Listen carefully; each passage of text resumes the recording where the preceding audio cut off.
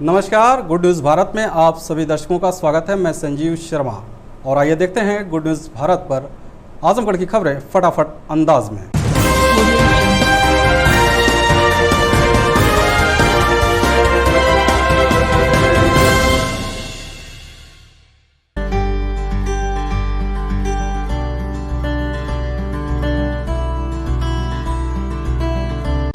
We have wings, we can fly, look at the world in the eye. We have a heart that is kind and a wise open mind. We have hope, we have love, we can rise up above. Make us strong at the core, make us ready to explore, make us worthy of it all. So we may rise when we fall.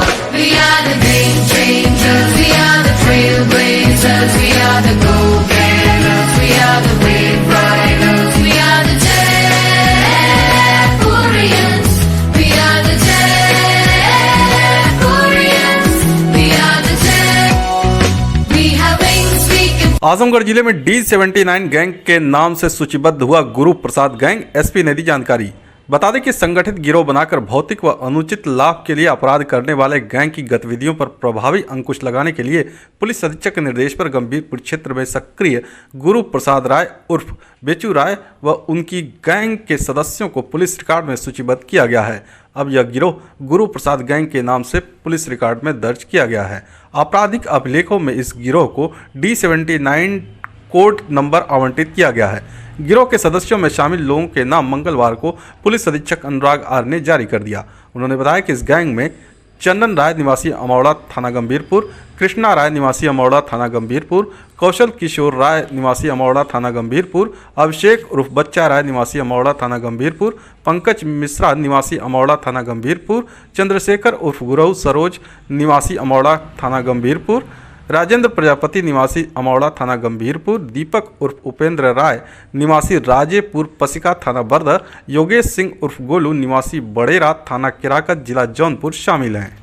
Azamgarh दीवानी न्यायालय अभिभाषक संघ के नए कार्यकारिणी का शपथ ग्रहण समारोह हुआ संपन्न। बता दें कि शपथ ग्रहण समारोह में मुख्य अतिथि के रूप में शिरकत करने प्रदेश बार काउंसिल पूर्व सदस्य मधलिका यादव, प्रदेश सरकार के पूर्व मंत्री व सदर विधायक दुर्गा प्रसाद यादव, पूर्व सांसद संतोष कुमार सिंह, पूर्व विधायक नरेंद्र सिंह उपस्थित रहे। बीते शनिवार को हुई मतगणना में दीवानी न्यायालय अभिभाषक संघ के चुनाव में दयाराम यादव अध्यक्ष व राजेश कुमार सिंह पराशर मंत्री चुने गए थे। मंगलवार को दीवानी न्यायालय परिसर में शपथ ग्रहण समारोह का आयोजन कर नवनिर्वाचित अध्यक्ष, मंत्री व अन्य पदाधिकारियों को शपथ दिलाई गई। बताते चले कि नवनिर्वाचित अध्यक्ष दयाराम यादव दूसरी बार दीवानी बार के अध्यक्ष चुने गए हैं। इसके पहले वे 6 वर्ष पूर्व दीवानी बार के अध्यक्ष चुने गए थे। शपथ ग्रहण के बाद नवनिर्वाचित अध्यक्ष दयाराम यादव ने कहा कि अधिवक्ता फिर से एकजुट हो जाएं। उन्होंने जूनियर अधिवक्ताओं को अधिक सम्मान देने पर जोर दिया। उन्होंने कहा कि अधिवक्ताओं के हितों की प्राथमिकता पर जोर दिया जाएगा। कहा कि बार और बेंच में आपसी सामंजस्य बनाने व अधिवक्ता की समस्या का निदान करना ही प्राथमिकता होगी।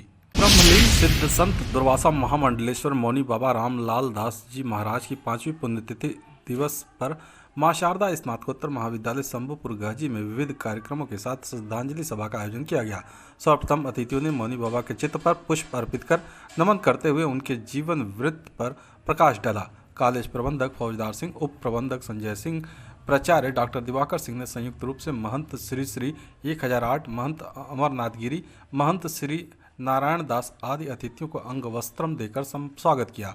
अध्यक्षता नागा बाबा व संचालन डॉक्टर उदयराज यादव ने किया। श्रद्धांजलि सभा को संबोधित करते हुए अयोध्या से आए मुख्य अतिथि श्री श्री 1008 आचार्य श्री मिथिलेश नंदिनी शरण ने संत महिमा का वर्णन करते हुए कहा कि संत का चरित्र सद्गुणों का भंडार है। वे शिष्यों के लिए पापों का हरने वाली गंगा के समान है। अपने चमत्कारी सिद्धियों से उन्होंने सदैव सभी का कल्याण किया। उन्होंने हजारों शिष्य को राम भक्ति से जोड़कर उनके जीवन को प्रकाशित कर उनके कष्टों को दूर किया। अयोध्या धाम के कारसेवकपुरम कार्याधिकारी शिवदास जी ने संत शिरोमणि मौनी बाबा को त्याग की प्रतिमूर्ति बताते हुए कहा कि महाराज जी चमत्कारी सिद्धियों के स्वामी थे। आज भी उनका गुरु तत्व शिष्यों के लिए कल्याणकारी बना हुआ है। अंत में आगंतुकों के प्रति आभार जताते हुए संस्थापक फौजदार सिंह ने कहा कि मौनी बाबा का नाम मात्र लेने से ही जन जन्मांतर के बाधों से मुक्ति मिल जाती है। इसका साक्षात प्रमाण देखने को मिलता है। ऐसे ओजस्वी तेज के सम्मान में हर वर्ष संस्था द्वारा विविध कार्यक्रमों का आयोजन अनवरत जारी रहेगा। कार्यक्रम को संबोधन करने वालों में दुर्वासा मंडल, मुन्ना बाबा दैवज्ञ, पंडित सुभाष चंद्र तिवारी कुंदन, प्रभु नारायण पांडे प्रेमी व दशरथ राय रथेश आदि शामिल रहे। इस अवसर पर पातालपुरी महाराज सुरेंद्र प्रताप सिंह, अशोक पाठक, महेंद्र, राजेश मिश्र, मुसाफिर सिंह, राम मिलन सिंह, रमेश सिंह, स्वामी जयप्रकाश, हरिद्वार सिंह, इंद्रासन राय, एडवोकेट दिवाकर सिंह सहित अन्य लोग उपस्थित रहे। आजमगढ़ एसपी अनुराग आर ने अपने कार्यालय में की जन सुनवाई, 96 प्रार्थना पत्रों के निस्तारण का दिया निर्देश। बता दें कि मंगलवार को पुलिस अधीक्षक अनुराग आर्य द्वारा जन सुनवाई की गई। जन सुनवाई के दौरान आए कुल 96 प्रार्थना पत्रों के निस्तारण हेतु थाना प्रभारियों को निर्देश दिया। पुलिस अधीक्षक अनुराग आर्य द्वारा सभी थानों को निर्देश दिया गया कि जन सुनवाई महिला हेल्प डेस्क को प्रभावी बनाया जाए, जिससे पीड़ित शिकायतकर्ताओं को अनावश्यक रूप से अपने थाने से मुख्यालय इतनी दूर न आना पड़े। साथ ही सभी थानाध्यक्षों को निर्देश दिया कि जिस समस्या का समाधान थाना स्तर से हो सकता है, उनका समाधान मौके पर जाकर समयबद्ध व गुणवत्तापूर्ण निस्तारण प्राथमिकता के आधार पर थाना स्तर पर ही हल कराना सुनिश्चित करें। आजमगढ़ कलेक्ट्रेट सभागार में पीएम मत्स्य संपदा योजना के तहत हुई बैठक, डीएम ने दिए आवश्यक दिशा निर्देश। बता दें कि जिलाधिकारी राजेश कुमार की अध्यक्षता में कलेक्ट्रेट सभागार में प्रधानमंत्री मत्स्य संपदा योजना वर्ष 2021-22 की जिला स्तरीय समिति की तृतीय बैठक का आयोजन किया गया। बैठक में जिलाधिकारी ने कहा कि प्रधानमंत्री मत्स्य संपदा योजना के अंतर्गत निजी भूमि पर तालाब निर्माण के लिए अधिक से अधिक पात्र व्यक्तियों को ऋण की सुविधा प्रदान की जाए। उन्होंने कहा कि जितने आवेदन निरस्त किए गए हैं उनकी पुनः जाँच कराई जाए। कहा कि एनओसी देने वाले संबंधित विभागों के अधिकारियों की बैठक बुलाकर तत्काल एनओसी देने के प्रकरण का निस्तारण कराना सुनिश्चित करें। डीएम ने बताया कि प्रधानमंत्री मत्स्य संपदा योजना में 60% केंद्र की धनराशि व 40% राज्य की धनराशि होगी।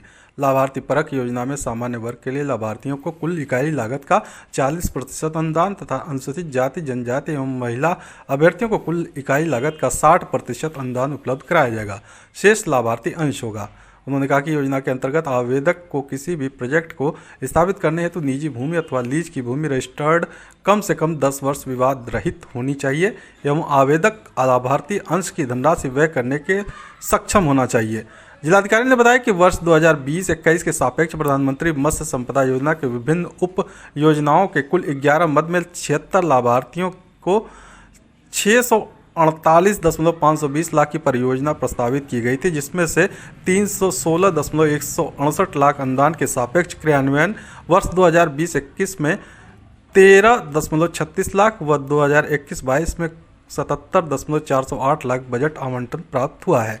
इस अवसर पर जिला स्तरीय समिति द्वारा सर्वसम्मति से प्रधानमंत्री मत्स्य संपदा योजना से संबंधित पूरक प्रस्ताव कार्य योजना वर्ष 2021-22 को अनुमोदित किया गया।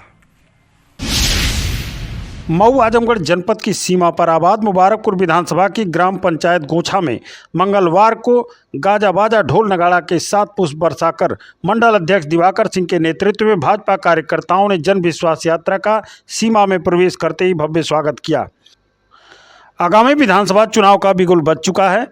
भाजपा विगत 19 दिसंबर से पूरे प्रदेश में जन विश्वास यात्रा निकालकर जनता को अपनी नीतियों से अवगत करा रही है। इसी कड़ी में जन विश्वास यात्रा का स्वागत मंडल अध्यक्ष दिवाकर सिंह के नेतृत्व में दर्जनों भाजपाइयों ने फूल बरसाकर सीमा पर जोरदार स्वागत किया। इस जन विश्वास यात्रा के साथ केंद्रीय राज्य मंत्री पंकज चौधरी, पूर्व प्रदेश अध्यक्ष रमापति राम त्रिपाठी, प्रदेश मंत्री श्री राम चौहान, भूमि विकास चेयरमैन संतराज यादव, जयप्रकाश निषाद यात्रा के साथ थे। इनके अलावा भाजपा नेता दिवाकर सिंह, लक्ष्मण मौर्य, पूर्व विधानसभा प्रत्याशी मुबारकपुर हरेंद्र सिंह, सूरज सिंह सहित तमाम लोग मौजूद थे। इस मौके पर दिवाकर सारे लोग मोदी जी की नीतियों को, योगी जी की नीतियों को जन जन तक पहुंचाने का भी काम करेंगे। यह यात्रा सरकार के विकास, जितने विकास हुए हैं उस पर फोकस करेगी। सरकार में जो विकास का कार्य किया है, जो अपराध मुक्त किया है, जो गंगा बही है विकास की, जो नेशनल हाईवे बने हैं, जो पूर्वांचल एक्सप्रेसवे बना है, जो मेडिकल कॉलेज बने हैं और जितनी योजनाएं हैं, पॉलिटेक्निक, ITI की तो बात है, जो स्वास्थ्य के संबंध में जितनी सुविधा दिया गया, कोरोना जैसे महामारी को जैसे रोक दिया गया है, भारत से भगा दिया गया, संपूर्ण रूप से भारत से भगा दिया गया, ऐसा नेतृत्व माननीय योगी जी के नेतृत्व में संभव हुआ, माननीय मोदी जी के नेतृत्व में संभव हुआ। यह आजमगढ़ जिले के मुबारकपुर कस्बा निवासी पीड़ित ने पट्टीदारों पर जमीन कब्जा करने का लगाया आरोप। एसपी से की शिकायत। पुलिस अधीक्षक कार्यालय पहुंचे मुबारकपुर कस्बा निवासी पीड़ित परवेज अहमद ने बताया कि उसकी जमीनी विवाद पट्टीदारों से चल रहा है, जिसका मुकदमा आजमगढ़ न्यायालय में विचाराधीन है। उसके बावजूद विपक्षी हाई कोर्ट के आदेश का हवाला देते हुए विवादित जमीन पर कब्जा करने की नीयत से निर्माण कार्य कराने लगे, जबकि हाईकोर्ट ने सिर्फ नगरपालिका परिषद को जांच कर आख्या देने की बात कही है। बावजूद विपक्षी निर्माण कार्य करा रहे हैं। इस मामले को लेकर वह मुकामी थाने में शिकायत भी दर्ज कराया, लेकिन उसकी कोई सुनवाई नहीं हुई। थकार कर वह एसपी को शिकायती प्रार्थना पत्र देकर दोषियों के खिलाफ कार्रवाई किए जाने की मांग की है। जी, हमारा जो मुकदमा जो है आजमगढ़ दीवानी में मुकदमा जो चल रहा विचाराधीन है, और उसी दौरान में जो हमारा विपक्षी जो है सादिक जफर है, उस पर ज़बरदस्ती पैसा होता पुलिस वगैरह सबको, जो नगरपालिका वगैरह को सबको देकर वो ज़बरदस्ती निर्माण कर रहा है, और पुलिस हमारी कोई सुनवाई नहीं कर रही है सर। और फिर जो हाई कोर्ट से डायरेक्शन लाया है, डायरेक्शन में सिर्फ यह आदेश हुआ है कि जो है 3 हफ्ते के अंदर इस मामले को जांच किया जाए। नगरपालिका को दिया गया जांच के लिए कि 3 हफ्ते के अंदर जो हमको बताया जाए कि इस ज़मीन पे क्या कोई मुकदमा चल रहा है कि नहीं चल रहा है, और उसी को दिखा के जो है चौकी थाना नगरपालिका वगैरह में देकर वो जो है उसी की ये जो है परमिशन हमको मिला हुआ है, ये बनवाने का परमिशन, और परमिशन नहीं है वो सर। ये जो है डायरेक्शन लाया, सिर्फ जांच का डायरेक्शन है, इसका हमारे पास सबूत है सर, हम आपको दिखा सकते हैं। आजमगढ़ जिले में स्वच्छाग्रही अपनी मांग को लेकर किए प्रदर्शन, सौंपा ज्ञापन। जिलाधिकारी कार्यालय के सामने स्वच्छ भारत मिशन के तहत ग्रामीण क्षेत्रों में कार्यरत स्वच्छाग्रहियों ने जोरदार प्रदर्शन करते हुए जमकर नारेबाजी की। इस दौरान कार्यरत स्वच्छाग्रही ने बताया कि वह ब्लॉक स्तर से लेकर जिला मुख्यालय तक गांव-गांव में ग्रामीणों को जागरूक करते हुए शौचालय निर्माण के लिए प्रेरित करने के साथ ही गाँव को ODF बनाने का काम किया। इस एवज में उन्हें प्रोत्साहन राशि देने की बात कही गई थी, लेकिन विगत वर्षों से उन्हें एक भी पैसा नहीं दिया गया और न ही उन्हें कोई कार्य दिया गया, जिसके चलते इस महंगाई में परिवार चलाना मुश्किल हो गया है। प्रदर्शनकारी स्वच्छाग्रहियों ने जिलाधिकारी को ज्ञापन सौंप मांग किया कि उन्हें मानदेय दिया जाए, साथ ही सरकार से मांग किया कि उनका उचित मानदेय निर्धारित किया जाए। विगत कई वर्षों से हम लोग अपने अपने ब्लॉक में स्वच्छ भारत मिशन के तहत लोगों को मोटिवेशन का काम और घर का शौचालय देने का काम कर रहे हैं, और इसके बाद भी हम लोग विगत वर्षों से हम लोगों को ना कोई काम दे रहे हैं लोग और ना ही मानदेय दे रहे हैं। बताइए इस अवस्था में, इस महंगाई के दौर में हम लोग कैसे कोई काम करेगा।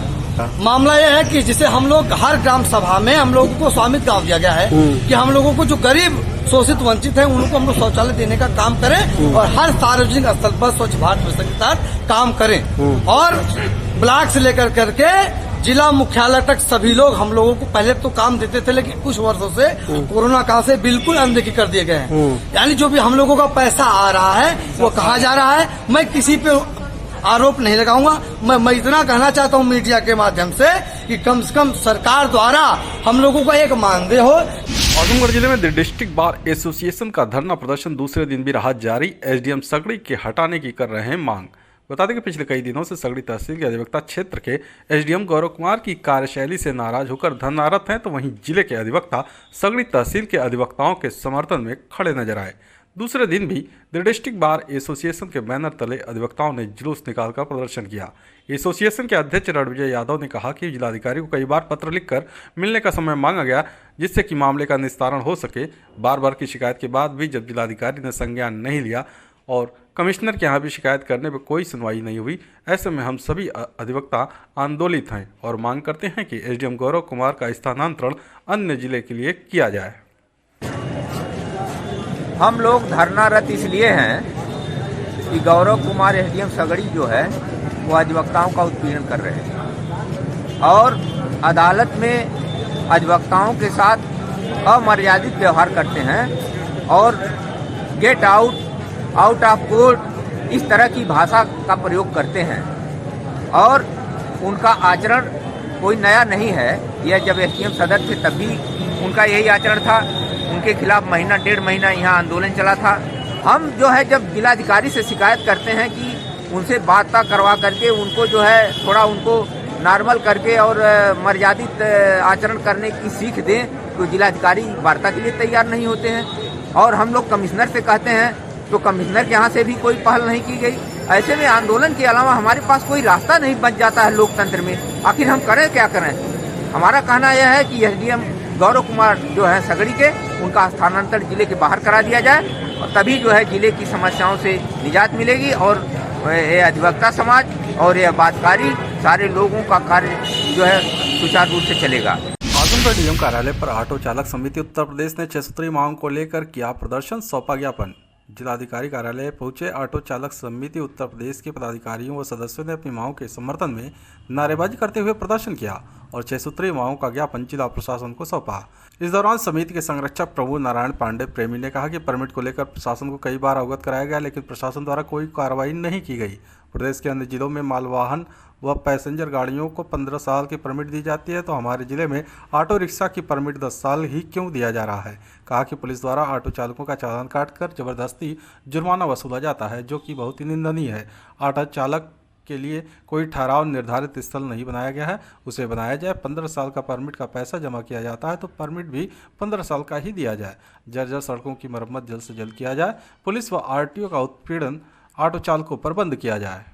अभी तो ये लड़ाई है, आगे और लड़ाई है। अभी तो ये लड़ाई है, आगे और लड़ाई है। ऑटो चालकों का जो है उत्पीड़न बढ़ता जा रहा है। कहीं पुलिस उत्पीड़न कर रही है, कहीं आरटीओ उत्पीड़न कर रहा है, कहीं तरह तरह के उत्पीड़न किए जा रहे हैं। उनको कोई सुविधा नहीं दी जा रही। अभी पाठक जी ने इसे बताया है, परमिट का पैसा 15 साल का लिया जाता है और 10 साल की परमिट दी जाती है। क्या यह अन्याय नहीं है? क्या दमन नहीं है? क्या यह शोषण नहीं है? जुल्म जितने हैं वो हम पर ही किए जाते हैं। हम भी ऐसे हैं कि उस पर भी किए जाते हैं। तो हम लोगों ने निर्णय लिया है, देखिए जर्जर सड़कें हैं, कोई उनके रुकने का अड्डा नहीं है, पड़ाव कोई नहीं है। मांगी जा रही लंबे समय से, पड़ाव नहीं। कहाँ ऑटो रिक्शा कहाँ जाएगी बताइए आप? कहाँ रुकेंगे? सड़कें जगह गड्ढामुक्त होना चाहिए। क्या चाहते हैं? हम चाहते हैं कि जो परमिट का पैसा लिया जाता है 15 साल का, 15 साल का दिया जाए। हम चाहते हैं कि पड़ाव दिया जाए ऑटो चालकों के लिए, दमन शोषण रोका जाए। ये हम चाहते हैं, हमारी मांग यह है। नहीं तो हमने निर्णय लिया है, सितम करोगे सितम करेंगे, वफा करोगे वफा करेंगे। ये आज अपना फैसला है, जो तुम करोगे वो हम करेंगे। आजमगढ़ जिले के फतेहपुर गांव के ग्रामीणों ने दबंगों पर मारपीट करने का लगाया आरोप, एसपी से की शिकायत। पुलिस अधीक्षक कार्यालय पहुंचे मेहनगर थाना क्षेत्र के फतेहपुर गांव के ग्रामीणों ने बताया कि बीते 16 दिसंबर की शाम गांव के दबंग प्रवृत्ति का युवक बाइक तेज गति से लेकर जा रहा था कि इसी दौरान गांव निवासी गुड्डू के साइकिल में धक्का लग गया। उसने बाइक धीरे चलाने की बात कही तो दबंग भड़क गए और लाठी डंडे से लैस होकर उसके परिवार के कई लोग घर पर घुसकर मारने पीटने लगे, जिसमें कई लोगों को चोटें आईं। पीड़ित ने मुकामी थाने पर शिकायत की, लेकिन कोई सुनवाई नहीं हुई। पीड़ित ग्रामीण पुलिस अधीक्षक कार्यालय पहुंच न्याय की गुहार लगाते हुए मुकदमा पंजीकृत कर आरोपियों के खिलाफ सख्त कार्रवाई किए जाने की मांग की है। आते जाते हमेशा दारू पी के दिन में आते जाते रहते हैं ये नट के मुस्लिम के लड़के, और उसी में साइकिल में बाइक से साइकिल में लड़ा दिए।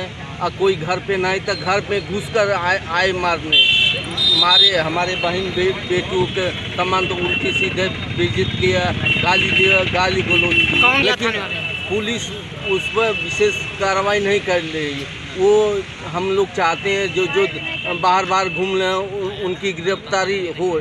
आजमगढ़ शहर के डॉक्टर अंबेडकर पार्क में खादी ग्रामोद्योग प्रदर्शनी का डीएम ने फीता काटकर किया उद्घाटन। जिलाधिकारी राजेश कुमार ने अंबेडकर पार्क में लगाए गए मंडल स्तरीय खादी ग्रामोद्योग प्रदर्शनी का फीता काटकर व गांधी जी के चित्र पर माल्यार्पण व दीप प्रज्वलित कर शुभारंभ किया। जिलाधिकारी ने बताया कि यह मंडल स्तरीय खादी ग्रामोद्योग प्रदर्शनी 30 दिसंबर तक लगी रहेगी। जिलाधिकारी ने प्रदर्शनी में लगाए गए सभी स्टॉलों का अवलोकन किया और उनसे उनके उत्पाद के बारे में जानकारी प्राप्त की। उन्होंने सभी स्टॉलों को बधाई दी। जिलाधिकारी ने कहा कि इस प्रदर्शनी में लगाया गया प्रोडक्ट मशीन से बनाए गए प्रोडक्ट से मिलता जुलता है। उन्होंने कहा कि पावरलूम से बनाए गए प्रोडक्ट की अपेक्षा खादी के प्रोडक्ट पर्यावरण को सुरक्षित संरक्षित करने में अधिक सक्षम होते हैं। उन्होंने कहा कि हमें उम्मीद है कि आप लोग जो सोच कर आए हैं उससे ज़्यादा लाभ मिले। जिलाधिकारी ने जनपदवासियों से अपील किया कि अधिक से अधिक लोग इस प्रदर्शनी में आकर खरीदारी करें एवं प्रदर्शनी को सफल बनाएं। खबरों में समय है एक ब्रेक का। आप देखते रहिए good news Bharat.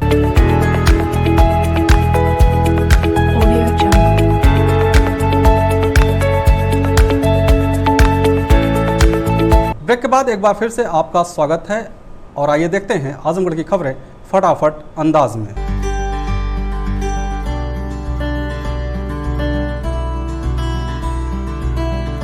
Azamgarh collector सभागार में डीएम ने ऋण जमानुपात निगरानी समिति के साथ की बैठक। सीडी रेशियो कम मिलने पर जताई नाराजगी।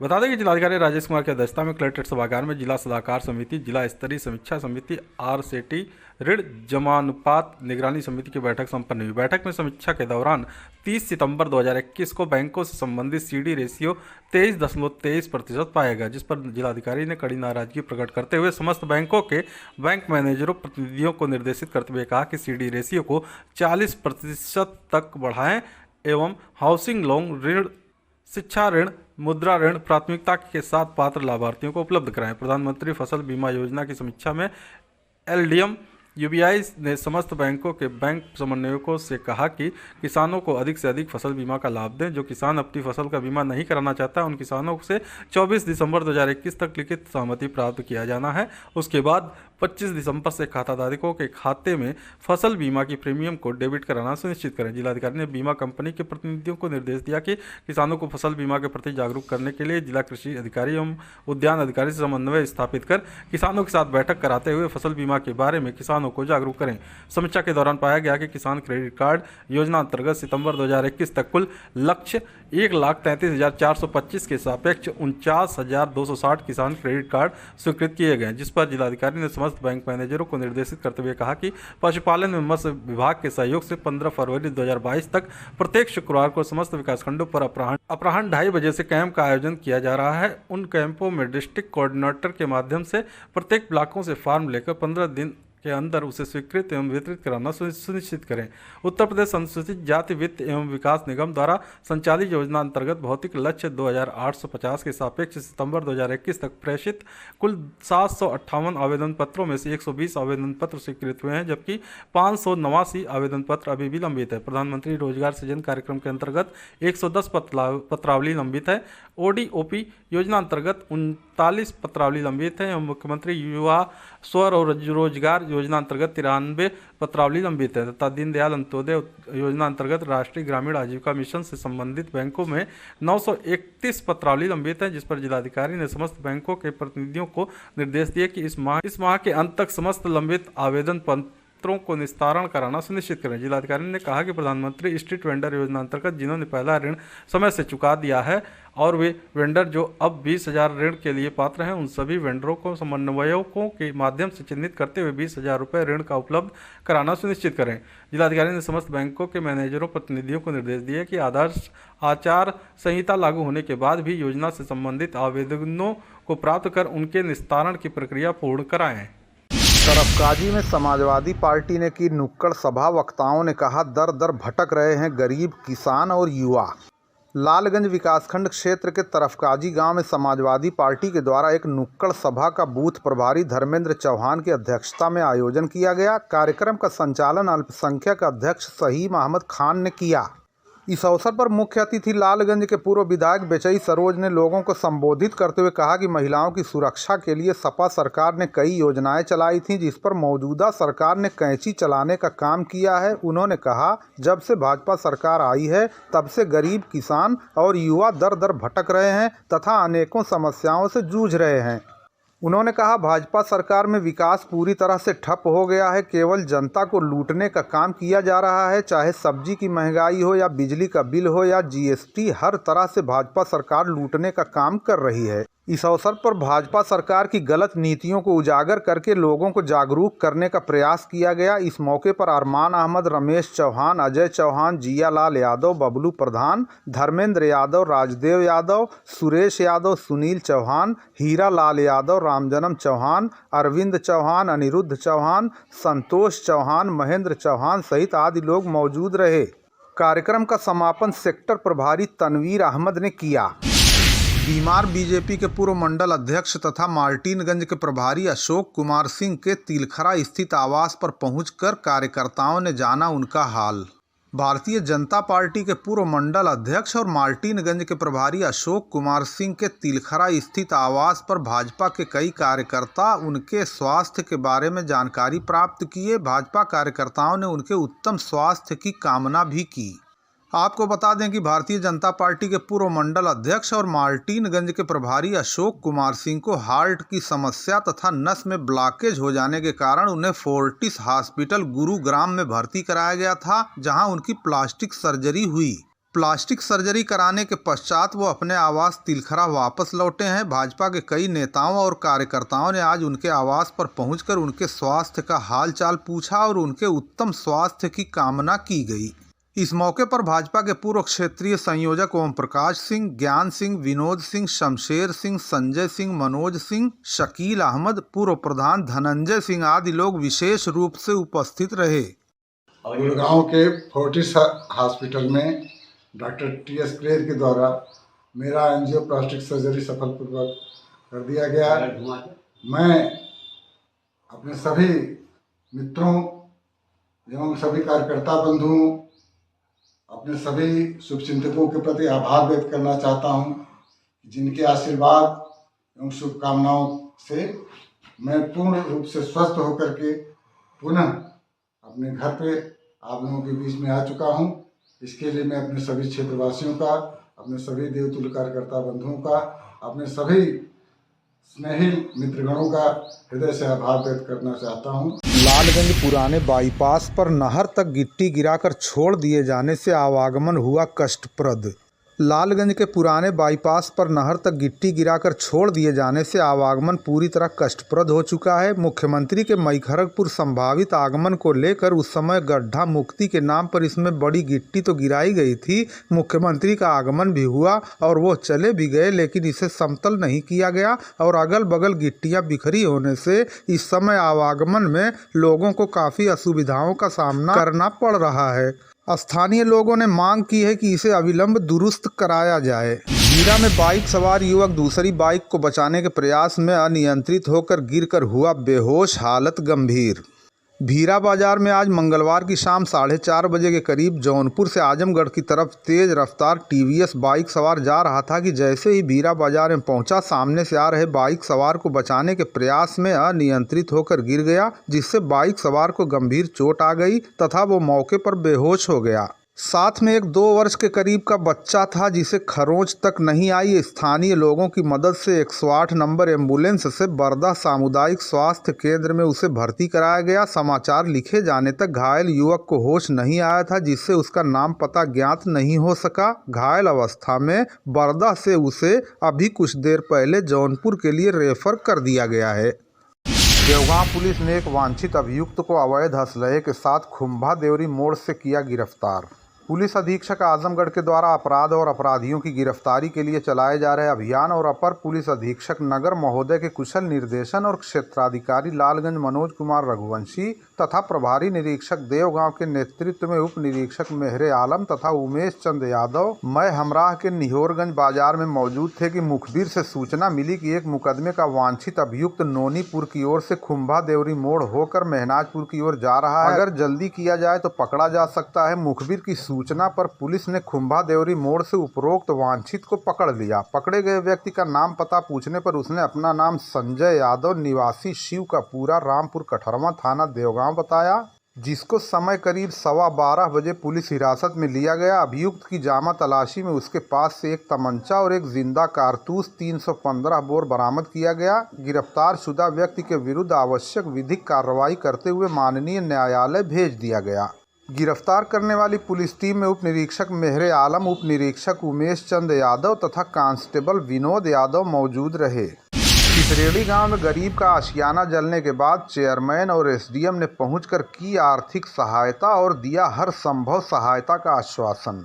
लालगंज विकासखंड के सिसरेड़ी गांव में शॉर्ट सर्किट से आग लग जाने से सीता पत्नी मेवालाल की झोपड़ी जलकर राख हो गई थी, जिसमें पीड़िता की सारी संपत्ति जल गई थी और मवेशी झुलस गए थे। सूचना मिलने पर स्वर्गीय खेताऊ प्रसाद सोनकर सामाजिक संस्थान के सचिव तथा नगर पंचायत अध्यक्ष लालगंज विजय सोनकर पीड़िता के घर पहुंचे तथा कंबल, खाद्य सामग्री और पीड़िता की आर्थिक सहायता प्रदान करने के साथ उनके साथ आगे भी मदद का आश्वासन दिया।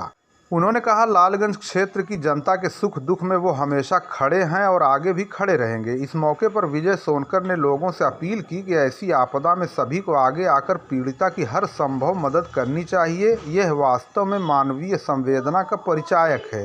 इस मौके पर सुजीत अस्थाना, ब्रिजेश सोनकर, पप्पू सेठ, ग्राम प्रधान अरविंद यादव तथा अन्य ग्रामीण और लेखपाल आदि के साथ एसडीएम लालगंज भी मौजूद रहे। स्वामी अड़गड़ानंद महाराज के शिष्य गीता के मर्मज्ञ तुलसी महाराज का कोटा खुर्द और लहुआ में किया गया जोरदार स्वागत।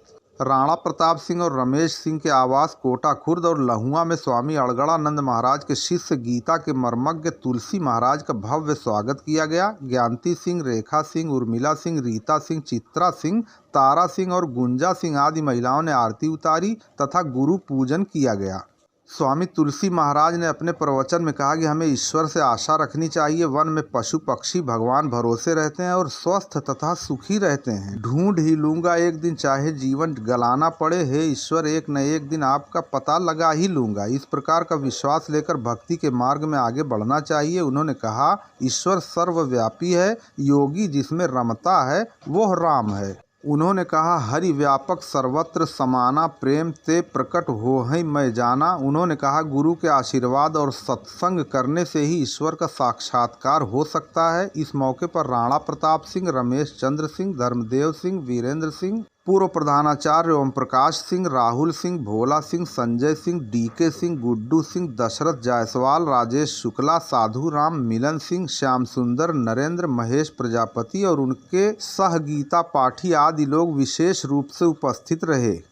लालगंज में आज सोमवार को आशा कार्यकर्त्रियों ने प्रदर्शन करके प्रोत्साहन राशि के स्थान पर एक निर्धारित वेतन दिए जाने की मांग की। भारी संख्या में एकत्र हुई आशा कार्यकर्त्रियों ने सामुदायिक स्वास्थ्य केंद्र लालगंज पहुंचकर ये मांग की कि उन्हें प्रोत्साहन राशि के स्थान पर एक निर्धारित वेतन दिया जाए जो उनके खाते में आए। ब्लॉक अध्यक्ष सीमा सिंह ने बताया कि उन्हें मात्र 75 रुपये वेतन दिया जाता है, जबकि कोरोना काल में जब डॉक्टर लोग मरीजों को नहीं देख रहे थे उस समय भी हम लोग बिना सुरक्षा कवच के लोगों के घर गए। उन्होंने आरोप लगाया कि अगर हम लोगों को सरकार प्रोत्साहन राशि बढ़ा कर देती है तो वो भी हम लोगों को नहीं मिल पाती, अतः हम लोगों को प्रोत्साहन राशि न देकर एक निर्धारित वेतन दे। इस अवसर पर निशा कुमारी, आशा पांडे, सविता देवी, चंद्रकला देवी, प्रमिला यादव, नीलम चौरसिया, अर्चना देवी, राधा, मंजू सिंह, ममता राय, दुर्गा देवी आदि प्रमुख रूप से मौजूद रहीं। मेरा नाम सीमा सिंह है। मैं सामुदायिक स्वास्थ्य केंद्र लालगंज की आशा हूँ, ब्लॉक अध्यक्ष हूँ यहाँ की। हम लोगों को सरकार से ये मांगे है कि हम लोग को जो प्रोत्साहन राशि दी जाती है वो न देकर हमें पेमेंट दिया जाए, निश्चित एक मानदेय के रूप में दिया जाए जो हमारे खाते में पहुँचे, क्योंकि जो प्रोत्साहन राशि सरकार बढ़ा भी रही है तो वो भी हम लोगों तक नहीं पहुँच पाता है। हम लोग 2200 तक ही अटके हैं। हम लोग को उससे एक भी पैसा ज़्यादा नहीं मिलता है। एक मनरेगा के मजदूर को 300 रुपये मिलते हैं एक दिन की दिहाड़ी, और आशाओं का मात्र 75 रुपये दिहाड़ी है। बताइए इससे हम लोग के घर का खर्च कैसे चलेगा। जब कोरोना काल था, कोरोना काल में बिना सुरक्षा कवच के हम लोगों से ड्यूटी कराई गई, जब सब लोग घरों में घुसे हुए थे, यहाँ तक कि डॉक्टर भी पेशेंट को नहीं देख रहे थे। और उस समय हम लोग कोरोना पेशेंट को घर घर में जाके अपने हाथों से देख रहे थे। कोई सुरक्षा किट भी हम लोग को नहीं दी गई थी। फिर भी सरकार हम लोग का नहीं सुनती है और हम लोगों का शोषण कर रही है। लालगंज में दी बार एसोसिएशन के चुनाव में महामंत्री पद के प्रत्याशी के नामांकन पत्र वापस लेने के बाद दिलचस्प हुआ मुकाबला। लालगंज में दी बार एसोसिएशन के चुनाव में 2 दिन नामांकन हुआ। आज सोमवार को पर्चा वापसी में महामंत्री पद के एक प्रत्याशी शिव प्रकाश यादव द्वारा नामांकन पत्र वापस लिए जाने के बाद अब अध्यक्ष और महामंत्री पद पर आमने सामने की लड़ाई हो गई है। दी बार एसोसिएशन के चुनाव में देवेंद्र नाथ पांडे, राम स्वारथ, शिव प्रकाश यादव ने नामांकन पत्र प्रस्तुत किया था। आज सोमवार को शिव प्रकाश यादव ने नामांकन पत्र वापस ले लिया, जिसके कारण महामंत्री पद पर आमने सामने की लड़ाई हो गई है। वहीं अध्यक्ष पद हेतु आनंद कुमार श्रीवास्तव और राजनाथ यादव के बीच मतदान होगा। चुनाव अधिकारी विनय शंकर राय ने बताया कि 30 दिसंबर को अध्यक्ष और महामंत्री पद के लिए चुनाव कराया जाएगा। चुनाव में 108 मतदाता भाग लेंगे। We have wings, we can fly, look at the world in the eye. We have a heart that is kind and a wise open mind. We have hope, we have love.